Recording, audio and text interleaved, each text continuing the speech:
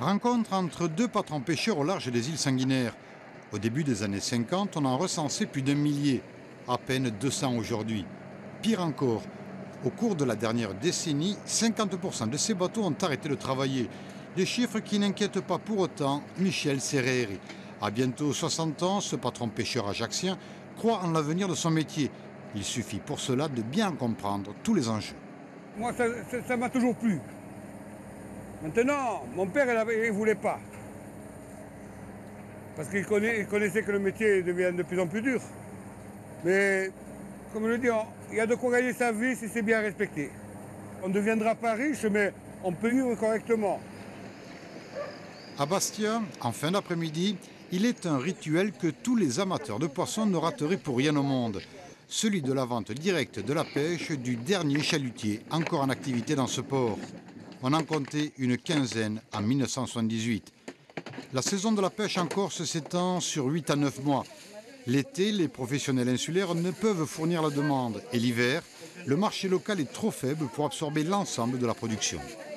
C'est plus l'hiver qu'on pêche, voyez, mais il n'y a pas de vente. On est obligé de réduire le travail, voyez, pour vendre la marchandise.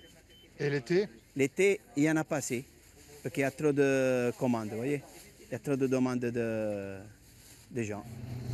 Dylan est inscrit en première année du lycée maritime de Bastia. Demain, c'est la grosse journée, alors ce soir, un gros dodo. À seulement 16 ans, il sait exactement ce qu'il veut. Obtenir son bac pro pêche et se lancer dans ce métier qu'il s'est choisi.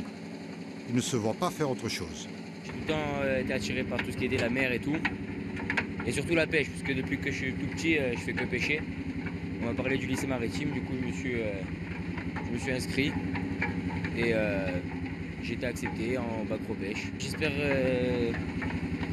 finir mes études, avoir mon bac, soit être matelot de pont sur un bateau de pêche, soit acheter mon bateau et devenir professionnel. La transmission, c'est très important. Et sinon, ensuite, on n'aura que du poisson d'élevage. On n'aura plus de poisson sauvage.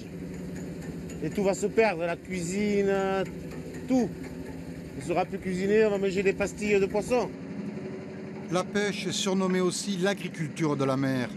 Le parallèle est presque évident entre deux secteurs économiques en souffrance. La Corse possède de réels atouts dans ces domaines, encore faut-il savoir les valoriser.